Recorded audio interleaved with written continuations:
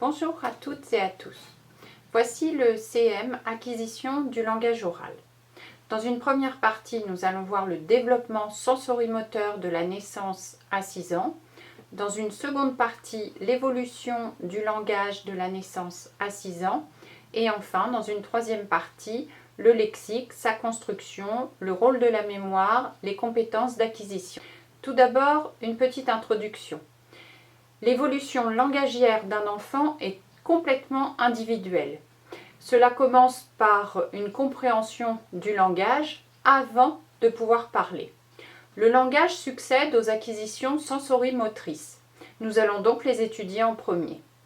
Le langage est le reflet de la maturité et de la personnalité de l'enfant. Un léger décalage n'est pas synonyme de retard. Mais lorsque les difficultés persistent, il est du devoir de l'enseignant de maternelle d'agir.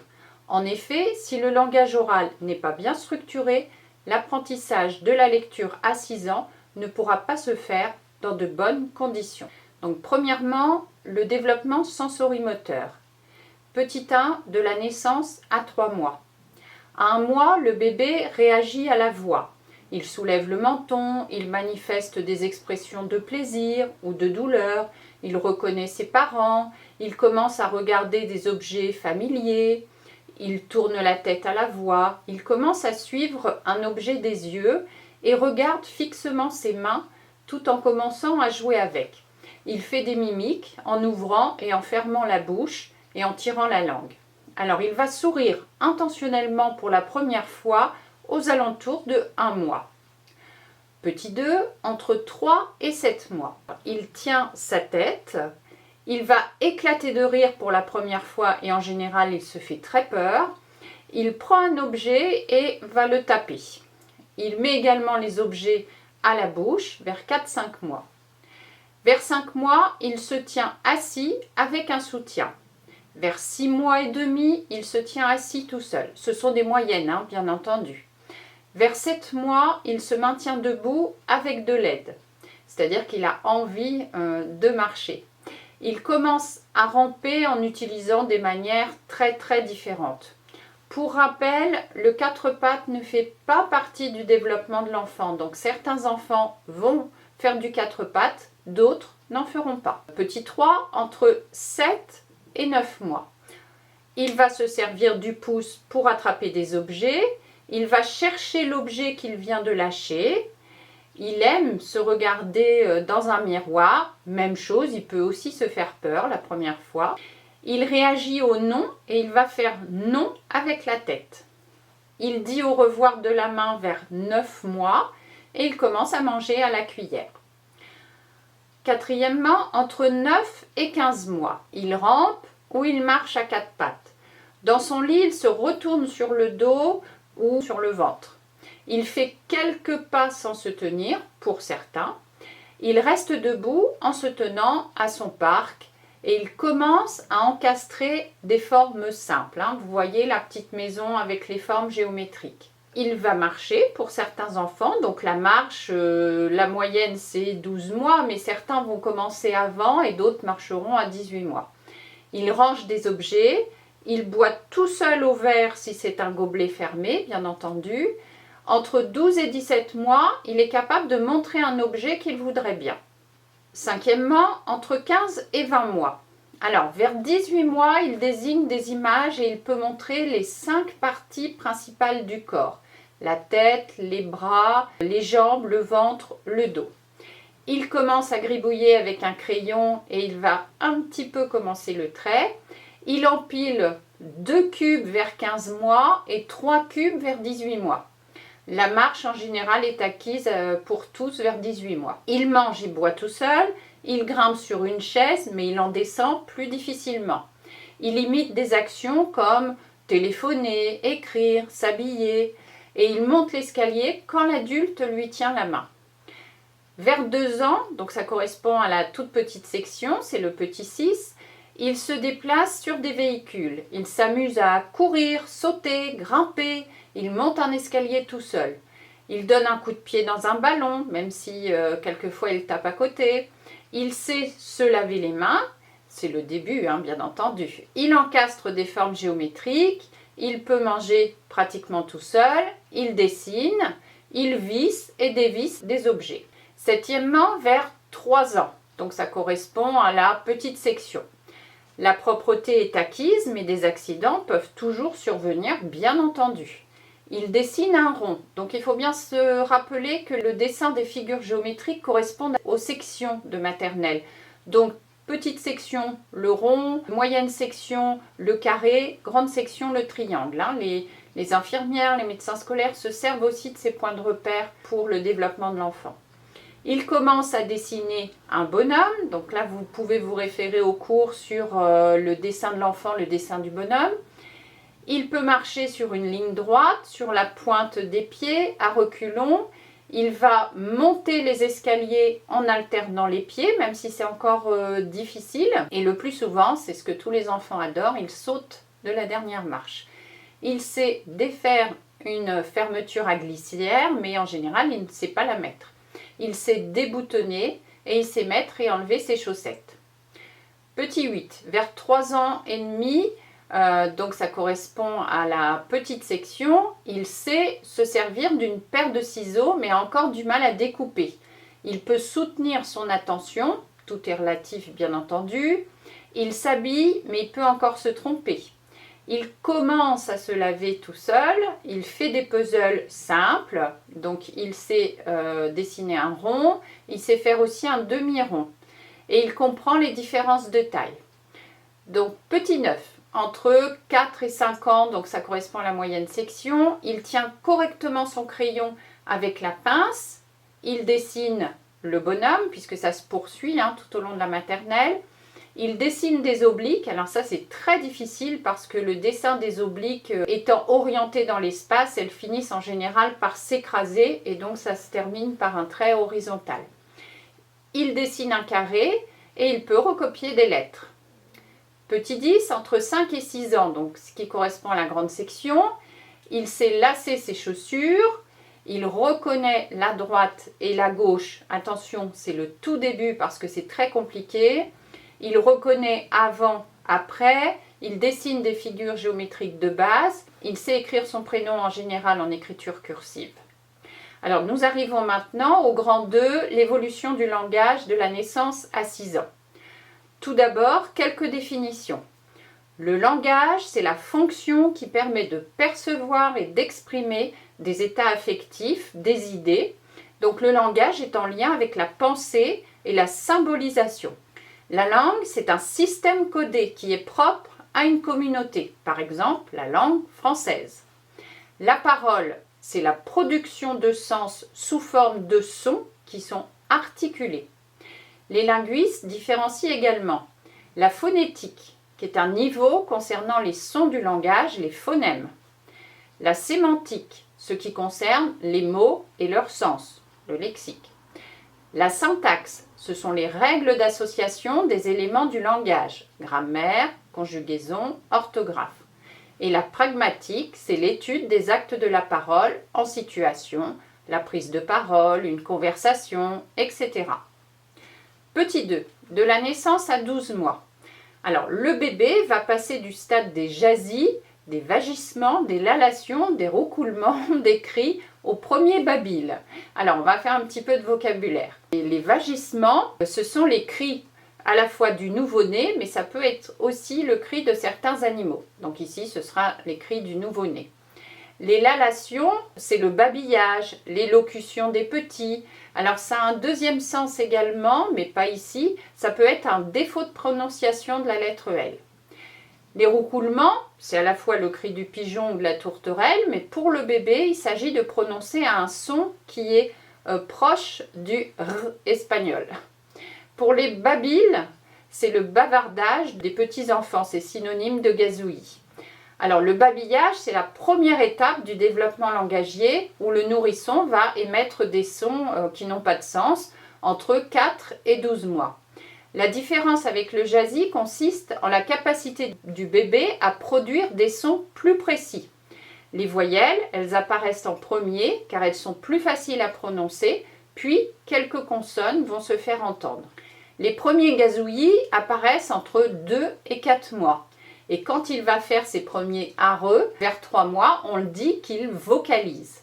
Donc le bébé va passer d'une première production à un répertoire phonétiquement conforme à la langue maternelle parce qu'on lui parle, tout simplement. Donc il va moduler sa voix et réagir au nom également. Entre 5 et 6 mois, il va répondre à son prénom par des vocalisations. Il comprend les différentes intonations. De 6 à 7 mois, il va reproduire des mélodies interrogatives. Non, non, non, non, non, non, non. Alors, il va faire aussi plein de bruit avec sa bouche. Et vers 8 mois, en général, il redouble certaines syllabes. Ta. Vous voyez? Mam, etc. Vers 8 mois, 10 mois, le babil évolue avec les voyelles A, E, I, O, U et les consonnes P, B, D, le M, le N. Alors, il va imiter des sons qui sont produits par l'entourage, qui sont des sons qui sont influencés par la langue maternelle. On peut donc différencier le babillage d'un petit français avec le babillage d'un petit japonais au même âge. De 10 à 12 mois, il commence à dire ses premiers mots. Alors, les tout premiers qui sont dits auparavant sont papa et maman. D'abord papa et ensuite maman, qui est un petit peu plus difficile. Ça passe par maman.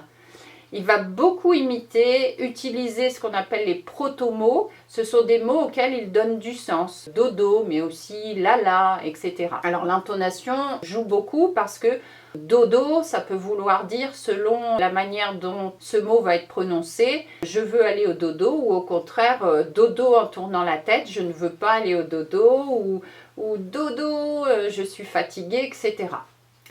Petit 3, entre 1 et 2 ans.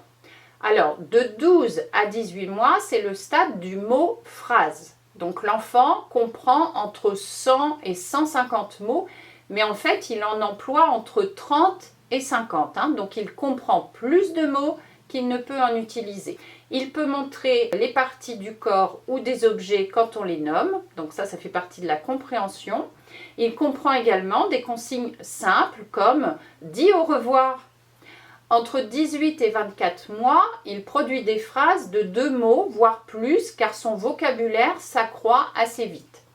La production varie énormément d'un enfant à l'autre. Ça peut aller de 50 à 170 mots à 18 mois, jusqu'à 300 mots vers 2 ans. Il dit son prénom, il exprime le genre, le nombre, il commence à reconnaître des catégories de mots. Il apprend le nom des objets qui l'entourent, les aliments, les animaux, des verbes, des adjectifs, et les lettres finales sont souvent enlevées. Il peut écouter une histoire pendant 5 minutes. Il joue beaucoup à des jeux qui sont liés à l'espace, comme le cache-cache, jouer à coucou, etc. Quatrièmement, vers 3 ans, 3 ans et demi, donc la petite section. Il comprend des ordres un peu plus complexes. Son lexique s'enrichit, il commence à utiliser un vocabulaire psychologique et non désignatif comme par exemple fâché, colère, triste. Il peut y avoir beaucoup de déformations du point de vue de l'articulation. Les consonnes sont encore difficiles à prononcer. Je pense notamment au ch, au r, etc. Il utilise des articles, un, une, des, les. Il se sert des prépositions de, dans, derrière, dessous, sur. Il emploie les pronoms personnels avec d'abord l'apparition du moi, toi, lui et du je surtout. Vers 30 mois, il emploie l'adjectif possessif mon chat. Il utilise l'indicatif présent et le passé composé, être et avoir, et il emploie souvent et. Il produit des phrases simples, sujet, verbe, complément, avec un adjectif ou non. Il est prêt à maîtriser aussi le schéma corporel, c'est-à-dire l'image qu'il se fait de son propre corps en psychologie. Petit 5, vers 4 ans, 4 ans et demi en moyenne section. L'enfant s'exprime correctement, le plus souvent sans difficulté grammaticale et par des phrases de 6 mots à peu près. Il reconnaît les parties du corps plus complexes, il utilise presque tous les pronoms personnels, je, tu, il, elle, lui, eux, etc. Il pose beaucoup de questions, Il utilise les pronoms possessifs, les prépositions. Il utilise la négation. Ça, il va introduire le ne pas, ne plus. Il utilise toujours le présent et le passé et il va exprimer le futur souvent avec va. Il aime jouer à faire semblant et c'est à 4 ans en moyenne section qu'il faut être vigilant par rapport au langage oral. Soit l'enfant avait des problèmes déjà de langage en petite section et au début de la moyenne section, si on s'aperçoit qu'il n'y a pas de progrès, on va commencer par demander aux parents de vérifier la vue et l'audition, puis de faire un bilan chez l'orthophoniste, de manière à ce qu'il y ait suffisamment de temps, si jamais il y a besoin de séances de rééducation, eh bien il reste une partie de la moyenne section et la grande section, de manière à travailler le langage oral pour être prêt pour l'entrée au CP, puisque comme je vous l'ai dit dans l'introduction, c'est la maîtrise du langage oral qui sert de base à l'apprentissage de la lecture. Si le langage évolue, mais si ça vous semble aller trop lentement, on demandera les mêmes bilans. Si jamais le bilan est trop tardif, peut-être que le temps de la moyenne section qui reste n'est pas suffisant pour que l'enfant ait fait des progrès en langage oral avant d'aborder le CP. Attention, les problèmes de compréhension sont plus difficiles à repérer que les problèmes de prononciation. Donc cela implique des ateliers de langage oral pour pouvoir vérifier tout cela. Alors j'arrive au petit 6, entre 5 et 6 ans, la grande section. Le langage oral est constitué, certains enfants parlent beaucoup, d'autres peu. Donc il utilise des articles indéfinis, un, une, des et définis, le, la, les. Il utilise des pronoms possessifs, le tien, le nôtre. Il commence à maîtriser la succession des événements dans le temps. C'est toujours très difficile, hein, les notions de temps et d'espace se travaillent en permanence. Il utilise le futur, l'imparfait, le participe présent, en revenant de l'école par exemple, le conditionnel. Il utilise la cause, la conséquence. Il va aussi utiliser les catégories d'objets, opérer des classifications. Il peut donner son nom, son prénom, voire son numéro de téléphone si les parents lui ont appris. Il peut expliquer des mots, essayer de donner une définition, trouver des synonymes. Il essaie de faire des récits un peu plus clairs, plus structurés, mais pas tous encore cependant. Sa conscience phonologique va s'affiner et il va chercher à comprendre et pour certains, même chercher à lire. J'arrive au grand 3, le lexique à l'école maternelle. Alors, en linguistique, le lexique désigne l'ensemble des mots d'une langue. Et le vocabulaire désigne l'ensemble des mots employés en compréhension et en production. Petit 1, voyons la construction du lexique chez l'enfant. On considère que le langage oral est spécifiquement humain et qu'il permet de communiquer. C'est donc l'objectif majeur de l'école maternelle, mais ça se poursuit à l'école élémentaire car la maîtrise de la langue orale comprend 3 axes principaux qu'il faut travailler. La prononciation, le lexique et la syntaxe. Cela conditionne donc l'apprentissage de la lecture et plus généralement la réussite scolaire. On apprend à parler parce qu'on vit et on est entouré d'adultes qui nous parlent. Parler va viser à échanger des pensées. Donc pensée et langage sont très liés. Les représentations des désirs, des pensées, les siennes, celles des autres se construisent relativement tôt. À l'école maternelle, les enfants arrivent en petite section, voire même en toute petite section, avec des compétences très différentes. Il est bon de répertorier un petit peu ce que l'enfant sait déjà, plus que de répertorier ce qu'il ne sait pas.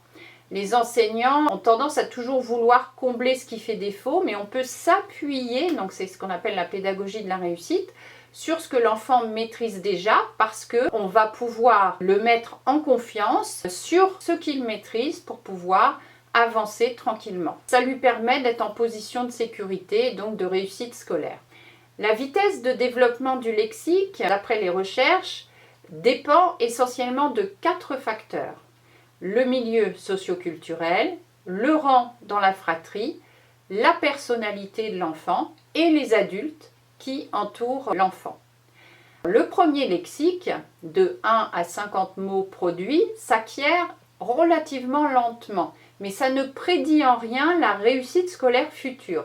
On peut le comparer d'ailleurs avec la marche, hein. Qu'un enfant marche à 9 mois ou à 16 mois, cela n'aura pas d'incidence après sur ses acquisitions futures. Il n'y a pas non plus de lien entre le vocabulaire compris, qu'on appelle le vocabulaire passif, et le vocabulaire produit, qu'on appelle le vocabulaire actif. Sachant que le premier, le passif, est toujours supérieur au second, l'actif. Et ce que je vous dis là, ça va jusqu'à l'âge adulte. Mais les problèmes de compréhension du langage oral doivent toujours alerter les parents et les enseignants. Or, on remarque plus souvent des problèmes de prononciation, des problèmes d'enfants muets, la pauvreté du lexique, etc. Alors, il faut savoir que chez les enfants qui parlent peu, voire pas du tout, on a plusieurs cas de figure. Vous avez des enfants qui ne parlent pas parce que souvent on dit à la maison qu'il faut être sage à l'école et donc les enfants ne communiquent pas beaucoup. Et pourtant, si on les observe en récréation, etc., on va s'apercevoir qu'ils échangent avec leurs camarades. Donc certains parlent très bien. D'autres vont parler mais s'expriment pas très bien, mais ils ont une envie de communiquer. Le plus difficile chez les enfants muets, voilà, ça va être de constater, est-ce qu'il est muet parce qu'il ne veut pas parler à l'école ou est-ce qu'il est muet parce qu'il n'arrive pas à parler, hein. Donc c'est toujours par l'observation, dans d'autres configurations que l'école, la classe et les activités purement scolaires, qu'on peut essayer de trouver une réponse. Et puis en discutant aussi avec des parents. Ça m'est arrivé d'avoir un enfant complètement mutique en moyenne section et quand j'ai discuté avec la maman, elle m'a dit qu'il s'exprimait beaucoup à la maison. Mais à l'école, il n'éprouvait pas le besoin de communiquer. Donc là, quand on sait que tout est en place, c'est pas trop grave. Entre 2 et 6 ans, le lexique passe de 20 à 2500 mots. Alors, on se rappelle 50 mots avant 2 ans, 750 mots en petite section, 1750 mots en moyenne section, 2500 mots en grande section et 2500 à 6000 mots du CP au CM2 pour que vous ayez une vision large sur l'école primaire. Ça veut dire que ça représente à peu près 1 à 2 mots par jour si l'acquisition était régulière, ce qui n'est pas toujours le cas. Et un adulte possède entre 25 000 et 40 000 mots avec un lexique spécifique selon la profession réalisée. Depuis les années 80, les recherches sur la compréhension et la production du langage oral ont fait que les recherches sur le lexique ont été un petit peu reléguées au second plan, notamment en France. Mais on a disposé à ce moment-là de recherches comme celle de Eve Vivienne Clark, notamment des travaux publiés en 73, 95, 2007. Et donc, apprendre des mots nouveaux demande de traiter un nombre important d'informations. Alors, la théorie d'Eve Clark est de dire que le sens de mots est défini par des traits sémantiques, des petites unités. Donc, chien, par exemple, a comme trait sémantique à 4 pattes, à des poils, aboie. Et ces traits sont acquis du plus général au plus spécifique. La surextension, c'est un phénomène qui consiste à utiliser le mot chien pour tous les animaux qui vont avoir 4 pattes et des poils. Donc le chat, le lapin, le loup. Le terme va donc être utilisé pour une catégorie bien plus large que celle qu'il recouvre. Alors, cela est très fréquent chez les jeunes enfants et plusieurs hypothèses sont émises pour l'expliquer. Le fait, par exemple, que l'enfant ne possède pas assez de traits sémantiques spécifiques pour reconnaître le chien parmi d'autres animaux qui ont 4 pattes et des poils. Cela aussi peut être un phénomène d'évitement de l'utilisation du mot si certains sons ne sont pas prononcés correctement, comme le ch. Comment les enfants apprennent-ils des mots nouveaux? Il y a plusieurs principes qui sont notamment travaillés et développé par Agnès Florin. En 2002, par exemple, il y a le principe de contraste et le principe de conventionnalité, les deux étant liés. Donc un nouveau mot appris doit contraster avec des mots qui sont déjà connus par l'enfant. Mais cela est dépendant du principe de conventionnalité car l'enfant cherche à utiliser certaines formes linguistiques appropriées conventionnelles, donc les structures syntaxiques ou morphologiques qui l'aident à comprendre le sens des mots nouveaux. C'est pour cette raison qu'il invente des mots, puis il fera des réajustements afin que ce mot soit conforme à celui des adultes. Ce réajustement se fait grâce à ces deux principes de contraste et de conventionnalité. Exemple, l'enfant a déjà entendu « tu as fait et défait ce puzzle ». Il a monté et démonté ce château. Eh bien, un objet cassé puis réparé pourra devenir un objet décassé. Le principe de dénomination catégorielle, ce sont les mots qui se réfèrent à une catégorie, même si l'enfant ne sait pas nommer cette catégorie. Les catégories permettent de repérer des différences et des ressemblances et stabilisent les mots. Si on entraîne les enfants à la catégorisation, il y a en général amélioration du lexique qui est liée à des compétences procédurales, donc des compétences d'analyse. Pour résumer cette partie, la connaissance de la syntaxe est relativement précoce. Les bases sont en place vers 2 ans. Les bases langagières sont acquises vers 4-5 ans, mais continueront de s'enrichir tout au long de la vie. Le vocabulaire disponible à l'oral conditionne la compréhension en lecture.